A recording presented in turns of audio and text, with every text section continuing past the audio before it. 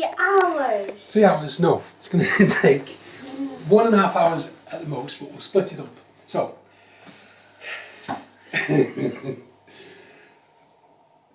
okay, right. Why I'm reading this to you is because it's important to me. Over 30 years ago, in fact 33 years ago, I read this book and I acted in it in college. And I think you'll like it. What do you know of Macbeth, Luke? The trees that came off on it or something? Okay, that's because I read Tales of a Grandfather by Sir Walter Scott, the story of Macbeth, and you probably remember that, but that's when you were only about 3 years old. Do you know anything about Macbeth? Yeah. What? The 3 witches with no eyes. 3 witches with no eyes, how do you know that? Where did you pick up that from? By something not correct. The witches that said, the forest will come to you or something? Uh-huh. Yeah, the witches had no eyes. No eyes, okay. And they were squabbling over an eye. Okay. Oh no, And then that's someone asked them. that's from Greek mythology. Right. I don't want that. I'm sorry that you don't want to listen to this, but you will get into it, you'll enjoy it. And it's only 75 I pages. don't even like reading it in the daytime or listening to it in the daytime. Well, let's see if I can change your opinion of that. And I think you'll like it so much that tomorrow you'll want me to read Hamlet. Well, let's see. Let's give it a go. The tragedy of Macbeth. Thunder and lightning. Enter 3 witches. First witch. When shall we 3 meet again? In thunder, lightning, or in rain? Second witch. When the Wait, hurling... when you played it, and what did you play at? Oh, I'll tell you the parts when they come up. Okay. I had very small roles, I had bit roles in it. Oh, that's terrible. It is, because it was my first foray into acting. But I did do the music for guests arriving. Please hurry up, get Right. over and done with. When shall we 3 meet again? In thunder, lightning, or in rain? When the hurly-burly's done, when the battle's lost and won. That will be ere the set of sun. Where the place? Upon the heath, there to meet with Macbeth.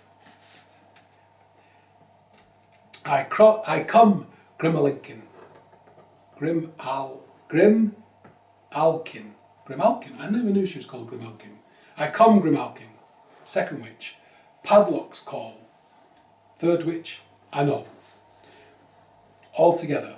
Fair is foul and foul is fair. Hover through the fog and filthy air. And then they exit. Alarum within.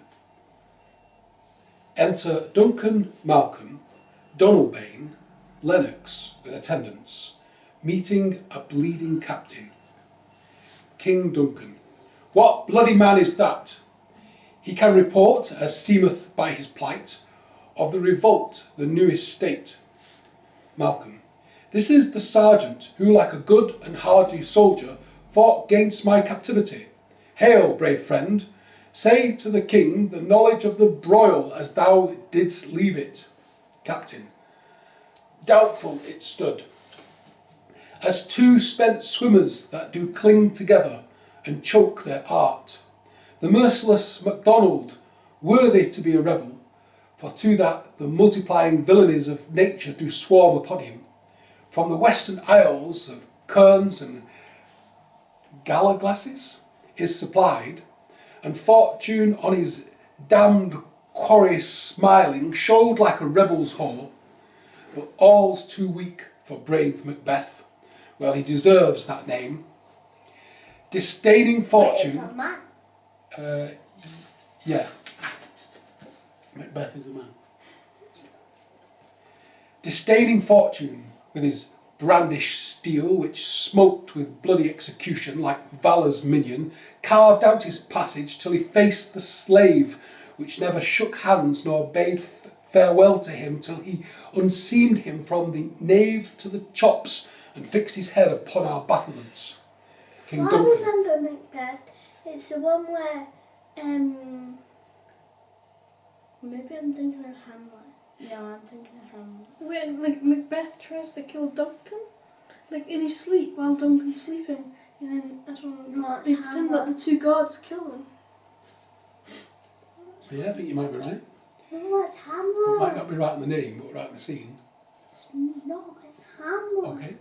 Oh, I forgot you've got the simple version of these books, haven't you? Yeah. King Duncan. Oh, valiant cousin. Actually, can you read that? Oh, later, yeah, next. No. Rach, we've read them already. Instead of this. Let me carry on. King Duncan. Oh, valiant cousin, worthy gentleman, captain, on whence the sun again his reflection shipwrecking storms and direful thunders break. So from that spring whence comfort seemed to come, discomfort swell. Mark, King of Scotland, mark. No sooner justice had, with valour armed, compelled these skipping kerns to trust their heels, but the Norwegian lord, surveying vantage with furbished arms and new supplies of men, began a fresh assault. King Duncan. Dismayed not this our captain, Macbeth and Banquo. Captain. Yes, as sparrows eagles, or the hare the lion. I say, sooth I must report, they were as cannons overcharged with double cracks, so they doubly redoubled strokes upon the foe, except they meant to bathe in reeking wounds or memorise another Golgotha. I cannot tell, but I am faint, my gashes cry for help. King Duncan. So well thy words become thee as thy wounds, they smack of honour both. Go get him surgeons. Exit captain with attendants. Enter Ross and Angus. Who come here? The worthy Thane of Ross. Lennox. What haste looks through thy eyes? So should he look that seems to speak things strange. Ross. God save the king. King Duncan. Whence camest thou, worthy Thane? Ross. From Fife, great king, where the Norwegian banners flout the sky and fan our people cold. Norway himself, with terrible numbers, assisted by that most disloyal traitor, the Thane of Cawdor, began a dismal conflict till that Bellona's bridegroom, lapped in proof, confronted him with self-comparisons, point against point, rebellious arm against arm, curbing his lavish spirits, and to conclude, the victory fell on us. King Duncan. Great happiness. Ross. That now Sweno, the Norway's king, craves composition, nor would we deign him nor would we deign him burial of his men till it dispersed at St. Column's Inch, $10,000 to our general use. King Duncan. No more of that Thane of Cawdor shall deceive our bosom interest.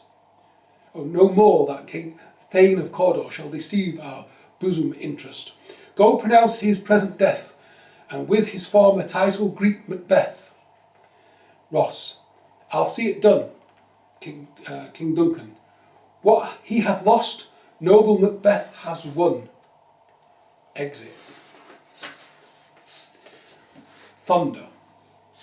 So what's happened there is that there's been a battle, the current ruler of the land has been killed, so the title is now going to go to Macbeth, and the king's just said, go and tell Macbeth he's now going to become king, or Thane, okay, or ruler of Scotland, yeah? So now the witches. Thunder. Enter the three witches. Where hast thou been, sister? Killing swine. Sister, where thou? A sailor's wife had chestnuts in her lap, and munched and munched and munched. Give me, quoth I. Aroint thee, witch, the rump-fed Runyon cries. Her husband's to Aleppo gone, master of the tiger. But in a sieve I'll thither sail, and like a rat without a tail, I'll do, and I'll do. Second witch. I'll give thee a wind. First witch. Thou art kind. Third. And I another. First witch. I myself have all the other, and the very ports they blow. all the quarters that they know. I'll a shipman's card, I'll drain him dry as hay. Sleep shall neither night nor day hang upon his penthouse lid. He shall live a man forbid. Weary nights 9 times 9 shall he dwindle, peak and pine. Through his though his bark cannot be lost, yet it shall be tempest tossed. Look what I have. Show me, show me. Here I have a pilot thumb, wrecked as homeward he did come. Drum within. A drum, a drum. Macbeth doth come, all dancing in a ring. The weird sisters hand in hand, posters of the sea and land, thus do go about, thrice to thine, and thrice to mine, and thrice again to make up 9. Peace, the charms wound up. Enter Macbeth and Banquo. Macbeth. So foul and fair a day have I not seen. Banquo. How far it's called to Forres? What are these? So withered and so wild in their attire, that look not like the inhabitants of the earth, and yet are on it. Live you, or are you aught that man may question? You seem to understand me by each at once her choppy finger. You seem to understand me by each at once her choppy finger laying upon her skinny lips. You should be women, and yet your beards forbid me to interpret that you are so. Macbeth to the witches. Speak, if you can. What are you? First witch. All hail, Macbeth. Hail to thee, Thane of Glamis. Second witch. All hail, Macbeth. Hail to thee, Thane of Cawdor. Third witch. All hail, Macbeth, that shall be king hereafter. Banquo. Good sir, why do you start and seem to fear things that do sound so fair? To the witches. In the name of truth, are ye fantastical, or that indeed which outwardly you show? My noble partner you greet, and with present grace and great prediction of noble having and of royal hope, that he seems rapt withal. To me you speak not. If you can look into the seeds of time and say which grains will grow and which will not, speak then to me, who neither beg nor fear your favours nor your hate. Hail, hail, hail, lesser than Macbeth and greater, not so happy, yet much happier. Thou shalt get kings, though thou be none. So all hail Macbeth and Banquo. Banquo and Macbeth, all hail. Stay, you imperfect speakers, tell me more. By Sinel's death, I know I am Thane of Glamis, but how of Cawdor? The Thane of Cawdor lives, a prosperous gentleman, and to be king stands not within the prospect of belief. No more than to be Cawdor. Say from whence you owe this strange intelligence, or why upon this blasted heath you stop our way with such prophetic greeting. Speak, I charge you. The witches vanish. The earth hath bubbles, as the water hath, and these are of them. Whither are they vanished? Into the air, and what seemed corporal melted as breath into the wind. Would they had stayed. Banquo. Were such things here as we do speak about, or have we eaten on the insane root that takes the reason prisoner? Macbeth. Your children shall be kings. Banquo. You shall be king. And Thane of Cawdor too, went it not so? To thyself same tune and words. Who's here? Enter Ross and Angus. Ross. The king hath happily received, Macbeth, the news of thy success, and when he reads thy personal venture in the rebels' sight, his wonders and his praises do contend which should be thine or his. Silenced with that, in viewing o'er the rest of thy selm-safe day, he finds thee in the stout Norwegian ranks, nothing afeard of what thou didst make. Strange images of death, as thick as hail, came post with post, and every one did bear thy praises in this his kingdom's great defence, and poured them down before him. Angus to Macbeth, we are sent to give thee from our royal master thanks, only to herald thee into his sight, not pay thee. Ross, and for an earnest of a great honour, he bade me from him call thee Thane of Cawdor, in which addition, hail most worthy Thane, for it is thine. Banquo, what? Can the devil speak true? Macbeth, the Thane of Cawdor lives. Why do you dress me in borrowed robes? Angus, who was the Thane lives yet, but under heavy judgment bears that life which he deserves to lose. Whether he was combined with those of Norway, or did the line rebel with hidden help and vantage, or that with both he laboured in his country's wrack, I know not, but treason's capital, confessed and proved, have overthrown him. Macbeth aside, Glamis and Thane of Cawdor, the greatest is behind. To Ross and Angus, thanks for your pains. To Banquo, do you not hope your children shall be kings, when those that gave the Thane of Cawdor to me promised no less to them? Banquo, that, trusted home, might yet enkindle you unto the crown. Besides, the Thane of Cawdor, but 'tis strange, and oftentimes to win us to our harms, the instrument of darkness tells us truth. Win us with honest trifles to betray in deepest consequence. To Ross and Angus, cousin, a word with you, I pray. Macbeth aside, two truths are told as happy prologues to the swelling act of imperial theme. To Ross and Angus, I thank you, gentlemen. Aside, this supernatural soliciting cannot be ill, cannot be good. If ill, why hath it given me earnest of success commencing in a truth? I am Thane of Cawdor. If good, why do I yield to that suggestion whose horrid image doth unfix my hair and make my seated heart knock at my ribs against the use of nature? Present fears are less than horrible imaginings. My thought, whose murder yet is but fantastical, shakes so single state of man that functions is smothered in surmise, and nothing is but what is not. Banquo to Ross and Angus, look how our partner's wrapped. Macbeth aside, if chance will have me king, why, chance may crown me without my stir. Banquo to Ross and Angus, new honours come upon him, like a strange garment, cleave not to their mould, but with the aid of use. Macbeth aside, come what may, time and the hour runs through the roughest day.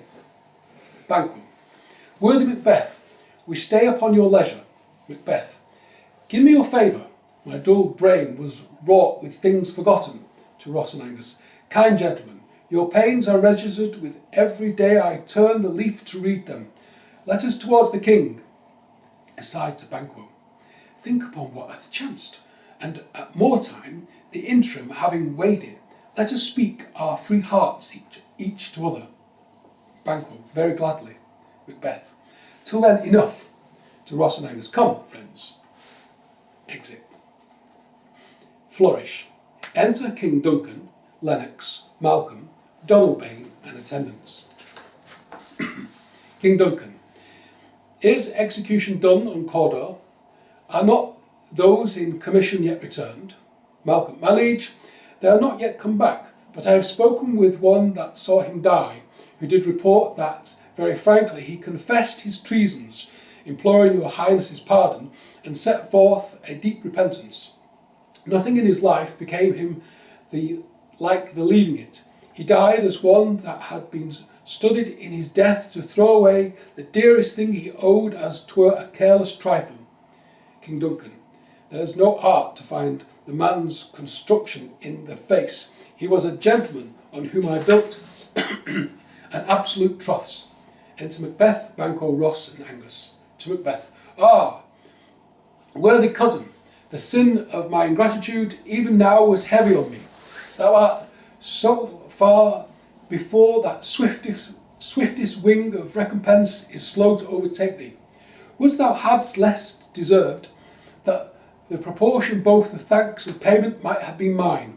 Only I have left to say, more is thy due than more than all can pay. Macbeth. The service and the loyalty I owe in doing it pays itself. Your Highness's part is to receive our duties, and our duties are to your throne and state, children and servants, which do but what they should by doing everything safe towards your love and honour. King Duncan. Welcome hither. I have begun to plant thee, and will labour to make thee full of growing. Noble Banquo, thou hast no less deserved, nor must be known no less to have done so. Let me enfold thee and hold thee to my heart. Banquo, there if I grow, the harvest is your own. King Duncan, my plenteous joys, wanton in fullness, seek to hide themselves in drops of sorrow. Sons, kinsmen, thanes, and you whose places are the nearest, know we will establish our estate upon our eldest, Malcolm, who we will name hereafter the Prince of Cumberland, which honour must not unaccompanied invest him only, but signs of nobleness, like stars, shall shine on all deservers. To Macbeth, from hence to Inverness, and bind us further to you. Macbeth. The rest is labour which is not used for you. I'll be myself the harbinger, and make joyful the hearing of my wife with your approach, so humbly take my leave. King Duncan, my worthy Cawdor. Macbeth aside. The Prince of Cumberland, that is a step on which I must fall down, or else will leap, for in my way it lies. Stars, hide your fires. Let not light see my black and deep desires. The eye wink at the hand, and let that be which the eye fears when it is done to see. Exit. King Duncan. True, worthy Banquo, he is full so valiant, and in his commendations I am fed. It is a banquet to me. Let's after him, whose care is gone before to bid us welcome. It is a peerless kingsman. Flourish. Exit. Enter Lady Macbeth with a letter. Lady Macbeth, reading. They met me in the day of success, and I have learned by the Perfect's report they have more in them than mortal knowledge. When I burned in desire to question them further, they made themselves air into which they vanished. While I stood wrapped in the wonder of it came missives from the king, who all hailed me Thane of Cawdor, by which title before these weird sisters saluted me, and referred me to the coming on of time which, hail, king, that shall be. This I have thought good to deliver thee, my dearest partner of greatness, that thou mightst not lose the dues of rejoicing by being ignorant of what greatness is promised thee. Lay it to thy heart, and farewell. Glamis thou art, and Cawdor, and shall be what thou art promised. Yet do I fear thy nature. Oh no, she must stop reading it, right. Glamis thou art, and Cawdor, and shall be what thou art promised. And yet do I fear thy nature? It is too full of the milk of human kindness to catch the nearest way. Thou wouldst be great, art not without ambition, but without the illness should attend it. What thou wouldst highly, that wouldst thou holily, wouldst not play false, and yet wouldst wrongly win, wouldst have great glams, and what cry thus thou must do, if thou have it, and that which rather thou dost fear to do, than wishes should be undone. Hie thee hither, that I may pour my spirits in thy ear, and chastise thee with the valour of my tongue, all that impedes thee from the golden realm which fate and metaphysical aid doth seem to have thee crowned withal. Enter a servant. What is your tidings? Servant. The king comes here tonight. Lady Macbeth. Thou art mad to say it. Is not thy master with him, who, wert so, would have informed for preparations? Servant. So please you, it is true. Our Thane is coming. One of my fellows had the speed of him, who, almost dead for breath, had scarcely more than would make up his message. Lady Macbeth. Give him tendings. He brings great news. Exit servant. The raven himself is hoarse that croaks the fatal entrance of Duncan under my battlements. Come, you spirits that tend on mortal thoughts, unsex me here and fill me from the crown to the top full of direst cruelty. Make thick my blood, stop up the access and passage to remorse, that no compunctious visitings of nature shake my fell purpose, nor keep peace between the effects in it. Come to my woman's breast and take my milk for gall, you murdering ministers. Whether in your slightest substances you wait on nature's mischief, come, thick night, and pile thee in the dunnest smoke of hell, that my keen knife see not the wound it makes, nor heaven peep through the blanket of the dark to cry, hold, hold. Enter Macbeth. Great glams, worthy Cawdor, greater than both by the all hail hereafter. Thy letters have transported me beyond this ignorant present, and I feel now the future in the instant. Macbeth. My dearest love, Duncan come here tonight. Lady Macbeth. And when goes he and when goes hence? Macbeth. Tomorrow, as he proposes. Lady Macbeth. Oh, never shall sun that morrow see. Your face, my Thane, is a book where men may read strange matters, to beguile the time, look like the time, bear welcome in your eye, your hand, your tongue, look like the innocent flower, but be the serpent's under. He that's coming must be provided for, and you shall put this night's general business into my dispatch, which shall to all our nights and days come give solely sovereign sway and masterdom. Macbeth. We will speak further. Lady Macbeth. Only look up clear. To alter favour is ever is to fear. Leave all the rest to me. Exit. So Lady Macbeth's got the letter.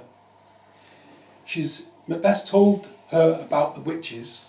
Who did the letter come from? From Macbeth, because Macbeth was with the king. So she sent, and he said, the king said, well, we'll come up to your castle tonight. So Macbeth sent a letter to Lady Macbeth saying, the king's coming and I'm on my way, but I want to tell you this news about the witches. Lady Macbeth read the letter, and it's gone to her head. She thought, right, the king's coming, we'll kill him, and that way, the witches the witches' prophecy will come true. Because look, 1 minute ago you were just the Thane of Glams, now you're the Thane of Cawdor. If we kill Duncan, you're halfway to becoming the king. So leave it to me, I'll kill him for you. Who's going to kill him? Lady Macbeth. That's what she said. Look, Can I she just says, go and get past? okay.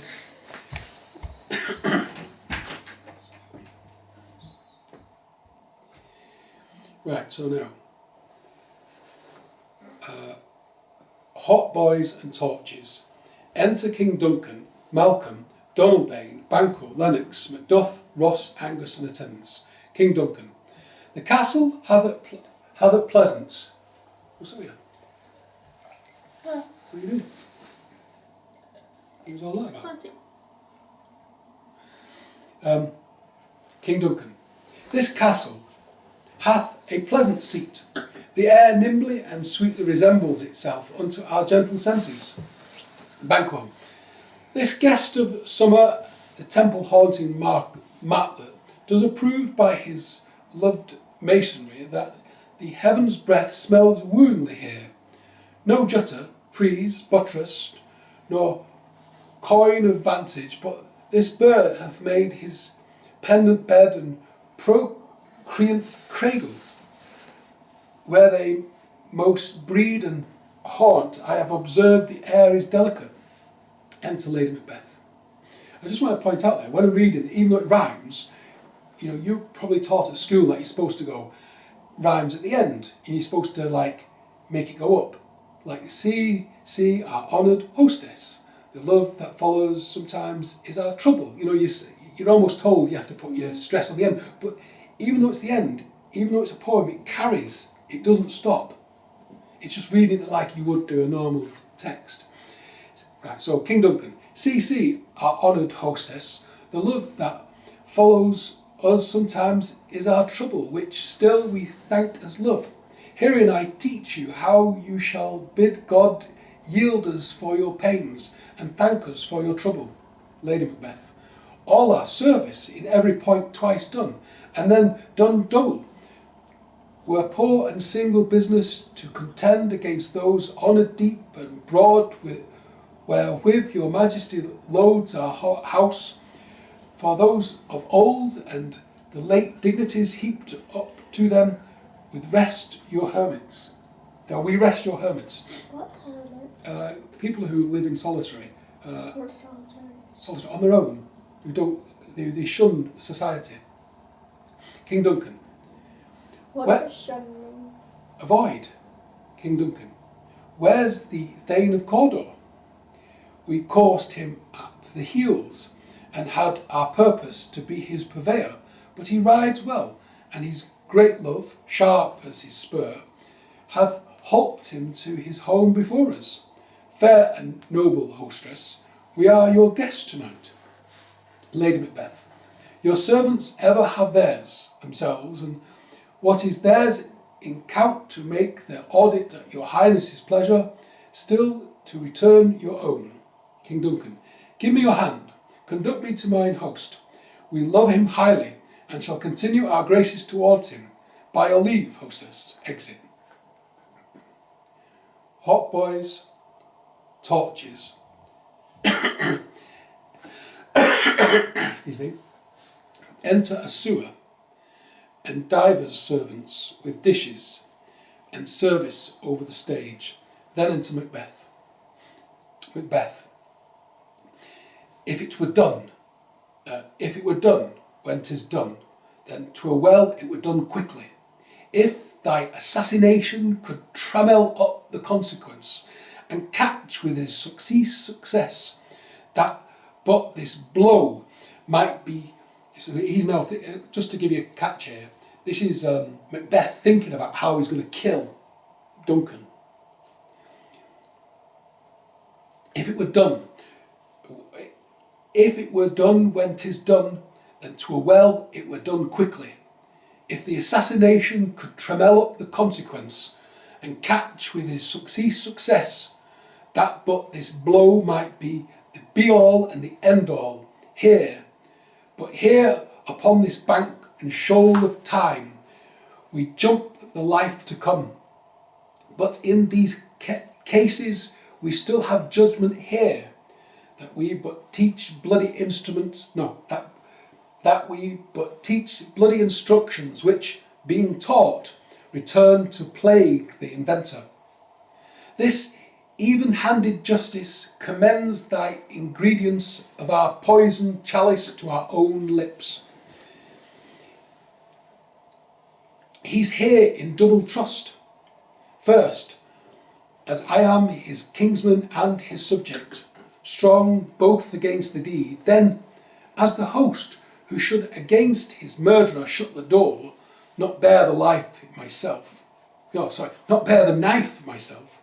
Besides, this Duncan hath borne his faculties so meek, hath been so clear in his great office, that his virtues will plead like angels, trumpet-tongued against the deep damnation of his taking off, and pity like a naked newborn babe, striding the blast or heaven's cherubim, horsed upon the slightest couriers of the air, shall blow the horrid deed in every eye, that tears shall drown the wind. I have no spur to prick the sides of my intent, but only vaulting ambition which overleaps itself and falls on the other. Enter Lady Macbeth. How now? What news? He has almost supped. Why have you left the chamber? Macbeth. Hath he asked for me? Know you not he has? We will proceed no further in this business. He hath honoured me of late, and I have bought golden opinions from all sorts of people, which would be worn now in the newest gloss, not cast aside so soon. Lady Macbeth. Was the hope drunk wherein you dressed yourself? Hath it slept since, and wakes it now to look so green and pale at what it did so freely? From this time such I account thy love. Art thou afeard to be the same in thine own act and valour as thou art in desire? Wouldst thou have that which thou esteemest the ornament of life, and live a coward in thy own esteem, letting I dare not wait upon I would, like the poor cat in the adage? Macbeth. Prithee, peace. I dare not do all that may become a man. Who dares do more is none. Lady Macbeth. What beast was it then that made you break this enterprise to me? When thou durst do it, then you were a man, and to be more than what you were, you would be so much more than man. Nor time nor place did then adhere, and yet you would make both. You have made themselves, and that their fitness now doth unmake you. I have given suck, and know how tender 'tis to love the babe that milks me. I would, while it was smiling in my face, have plucked my nipple from his boneless gums, and dashed the brains out, had I so sworn as you have done to this. Macbeth. If we should fail, Lady Macbeth. We fail, but screw your courage to the sticking place, and we'll not fail. When Duncan is asleep, whereto the rather shall this day's hand journey sound invite him, his two chamberlains will I with wine and wassail, so convinced that memory, the warder of the brain, shall be a fume, and the receipt of reason a limbic only, when in swinish sleep their drenched natures lie in a death. What cannot you and I perform upon that unguarded Duncan? What not put upon his spongy officers, who shall bear the guilt of our great quell? So she's saying here, look, when he's sleeping, King Duncan will go to sleep, his two guards will be outside the door, we'll get them drunk, and while they're drunk, we'll go in, kill the king, and blame the guards for killing him. Don't they use like their spears or something, and then put them back in their hands? That sounds about right. Macbeth. Bring forth men children only, for thy undaunted metal should compose nothing but males. Will it not be received when we have marked with blood those sleepy two of his own chamber, and used their very daggers, that they have done it? Who dares receive it other, as we shall make our grief and clamour roar upon his death. Macbeth. I am settled, and bend up, each corporal agent to this terrible feat. Away, and mock the time with fairest show. False face must hide what the false heart doth know. Exit.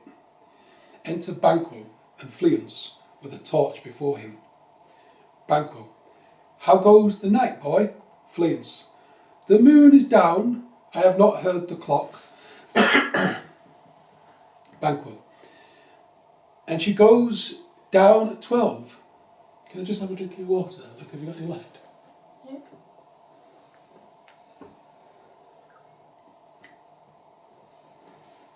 Yeah. I'll take it 'tis latter, sir. Banquo, giving Fleance his sword. Hold, take my sword. There's husbandry in heaven. Their candles are all out. Take thee that too. A heavy summons lies like lead upon me, and yet I would not sleep. Merciful powers restrain me in the cursed thoughts that nature gives way to in repose. Enter Macbeth and a servant with a torch. Give me my sword. Who's there? A friend. Banquo. What, sir? Not yet at rest? The king's abed. He hath been in unusual pleasure, and sent forth great largesse to your offices. This diamond he greets your wife withal by the name of the most kind hostess, and shuts up in measureless content. Macbeth. Being unprepared, our will became the servants to defect, which else should free have wrought. Banquo. All's well. I dreamt last night of the 3 weird sisters. To you they have showed some truth. Macbeth. I think not of them. Yet, when we can entreat an hour to serve, we would spend it in some words upon that business, if you would grant me the time. Banquo. At your kindest leisure. Macbeth. If you shall cleave to my consent when 'tis, it shall make honour for you. Banquo. So I lose none in seeking to augment it, but still keep my bosom franchised and allegiance clear. I shall be counselled. Macbeth. Good. Repose the while. Banquo. Thanks, sir. The like to you. Exit Banquo and Fleance. Macbeth to the servant. Go bid thy mistress, when my drink is ready. She strike upon the bell. Get thee to bed. Exit servant. In this dagger which I see before me, the handle towards my hand. Come, let me clutch thee. I have thee not, and yet I see thee still. Art thou not, fatal vision, sensible to feeling as to sight? Art thou but a dagger of the mind, a false creation, proceeding from the heart-pressed brain? I see yet, in form a palpable of this which now I draw. Thou marshallest me the way that I was going, and such an instrument I was to use. Mine eyes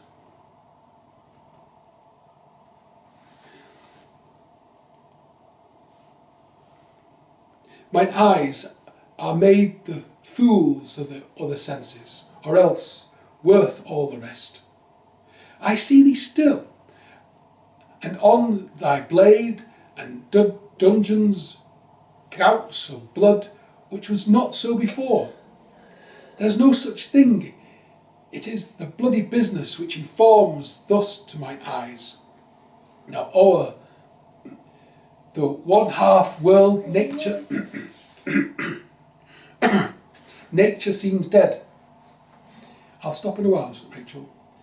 And wicked dreams abuse the curtain sleep.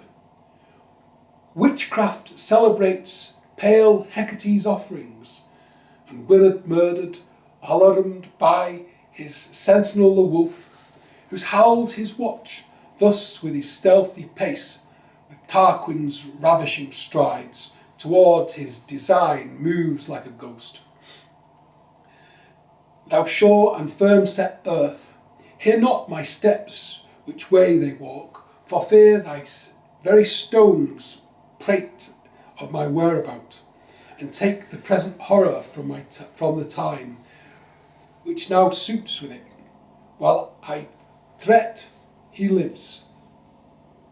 Words to the heart of deeds to cold breath gives. A bell rings. I go, and it is done. The bell invites me. Hear it not, Duncan, for it is a knell that summons thee to heaven or to hell. Exit. Enter Lady Macbeth. That which hath made them drunk hath made me bold. What hath quenched them hath given me fire. Hark, peace. It was the owl that shrieked, the fatal bellman which gives the sternest good night. Here's about it. The doors are open, and the surfeit groom do mock their charge with snores. I have drugged their possets. That death and nature do contend about them, whether they live or die. Enter Macbeth. Who's there? What, ho? Exit. Lady Macbeth. Alack, I am afraid they have awakened, and 'tis not done. The attempt and not the deed confound us. Hark, I laid their daggers ready. He could not miss 'em. Had he not resembled my father as he slept, I had done't. Enter Macbeth below. My husband, I have done the deed. Didst thou not hear a noise? Lady Macbeth. I heard the owl scream and the crickets cry. Did not you speak? When?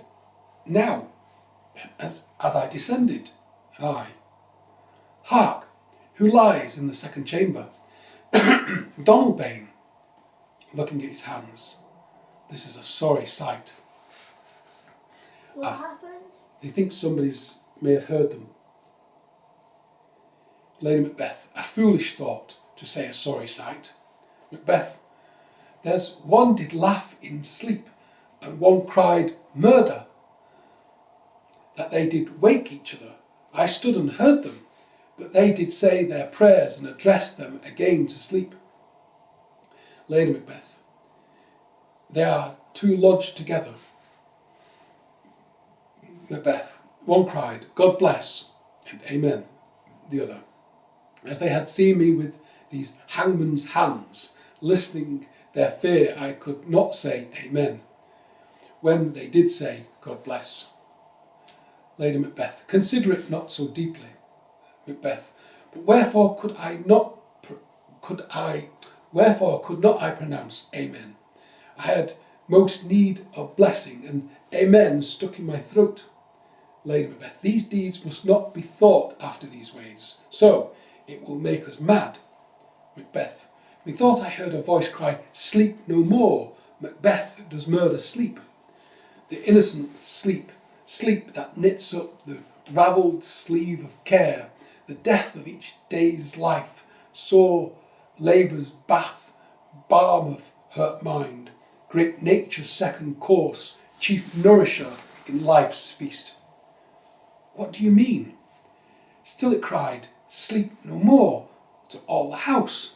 Glamis hath murdered sleep, and therefore Corder shall sleep no more. Macbeth shall sleep no more. Who was it that thus cried? Why, worthy Thane, you do unbend your noble strength to think so brain sicklier things. Go get some water and wash this filthy witness from your hands. Why do you bring these daggers from the place? They must lie there. Go, carry them, and smear the sleepy grooms with blood. I'll go no more. I am afraid to think what I have done. Look on it again, I care not. Infirm of purpose, give me the daggers. The sleeping and the dead are but as pictures. 'Tis the eye of childhood that fears a painted devil. If he do bleed, I'll gild the faces of the grooms withal, for it must seem their guilt. Knock, knock. Whence What is... happened there? Well, Macbeth's gone a bit mad because he's just killed them. He's just killed the king, but he's brought the daggers and he's shown it to Lady Macbeth, and Lady Macbeth's he's talking nonsensical things to Lady Macbeth. So Lady Macbeth said, "Look, give me the daggers. I'll go and put them with the guards and wipe the blood on their faces to make it look as if they've done it, killed the king." And then suddenly they hear a knocking. So Macbeth's shaken basically. He can't believe he's done it. He's gone a bit crazy. Whence is that knocking? How is it with me that when every noise appalls me, what hands are here? Ha! They pluck out mine eyes. Will all great Neptune's oceans wash this blood clean from my hands? No. This my hand will bother the multitudinous seas in Cardamine, make the green one red. Enter Lady Macbeth. My hands are of your colour, but I shame to wear a heart so white. I hear a knocking. At the south entry, retire we to our chamber. A little water clears us of this deed. How easy it is then. Your constancy hath left you unattended. Knock within. Hark, more knocking. Get on your nightgown, lest occasion call us and show us to be watchers. Be not lost so poorly in your thoughts. Macbeth. To know my deed, 'twere best not know myself. Knocking within. Wake Duncan with thy knocking. I would thou couldst. Exit. Enter a porter, knocking within. Porter. Here's a knocking indeed. If a man were porter of Hell Gate, he should have old turning the key. Knock, knock, knock. Who's there in the name of Beelzebub? Here's a farmer that hanged himself on the expectation of plenty. Come in time, have napkins enough about you. Here you'll sweat for it. Knock, knock, who's there? In the other devil's name, faith, he's an equivocator that could swear in both the scales against either scale, who committed treason enough for God's sake, yet could not equivocate to heaven. Oh, come in, equivocator. Knock, knock, knock, who's there, faith? Well, somebody's knocking, but the porter's trying to get to the door, and he's talking to himself as he's walking to the door. It's a big gate, it has a castle. It's a long way for him to go, but he's just talking, who's impatient. He's trying to imagine who's possibly knocking at this hour. Knock, knock, knock, who's there, faith? He's an English tailor, come hither for stealing out of a French hose. Come in, tailor, here you may roast your goose. Knock, knock, never a quiet, what are you? But this place is too cold for hell. I'll devil porter it no further. I thought to have let in some of all professions that go the primrose way to the everlasting bonfire. Anon, anon. He opens the gate. I pray you remember the porter. Enter Macduff and Lennox. Macduff. Was it so late, friend, ere you went to bed, that you do lie so late? Porter. Faith, sir, we were carousing to the second cock, and drink, sir, is a great provoker of 3 things. What 3 things does drink especially provoke? Marry, sir, nose painting, sleep, and urine. Lechery, sir, it provokes and unprovokes. It provokes the desire, but it takes away the performance. Therefore, much drink may be said to be an equivocator with lechery. It makes him and it mars him. It sets him on and it takes him off. It persuades him and disheartens him, makes him stand to and not stand to. In conclusion, equivocates him in a sleep and gives him the lie, leaves him. I believe drink gave thee the lie last night. That it did, sir, in the very throat of me, but I requited him for his lie, and I think, being too strong for him, though he took up my legs sometime, yet I made a shift to cast him. Is thy master stirring? Enter Macbeth. Our knocking has awakened him. Here he comes. Exit porter. Lennox to Macbeth. Good morrow, noble sir. Good morrow both. Is the king stirring, worthy thane? Not yet. He did command me to call him timely on him. I have almost slipped the hour. I'll bring you to him. Macduff, I know this is a joyful trouble to you, but yet 'tis one. Not yet, Rachel. Just give me a minute. The labour we delight in, physics, pain, this is the door. I'll make so bold to call, for 'tis my limited service. Exit Macduff. Lennox. Goes the king hence today? He does. He did appoint so. Lennox. The night has been unruly where we lay.